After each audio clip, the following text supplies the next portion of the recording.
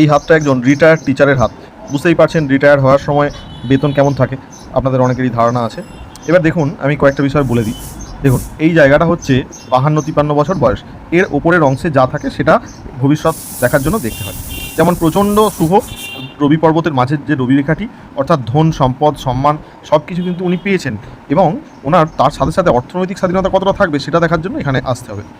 এখানে পরিষ্কারভাবেই দেখা যাচ্ছে হাতে অর্থনৈতিক স্বাধীনতা থাকবে, একাধিক ম্যাচিওর হবে, একাধিক সম্পদ যেগুলো দাম বাড়বে ক্রমশ। স্বাস্থ্যটা হচ্ছে দেখতে হবে। এখানে যেটা দেখতে পাচ্ছি স্বাস্থ্যগত প্রচুর পরিমাণে ঘাটতি লক্ষ্য করা যাচ্ছে।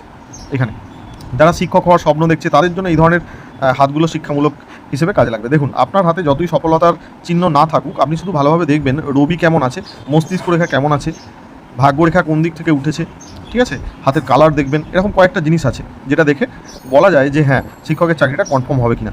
আপনার হাতে আপনি মিলিয়ে দেখতে পারেন, যদি হালকাভাবে থাকে সেক্ষেত্রে কিন্তু ভবিষ্যতে আরও স্ট্রং হতে পারে।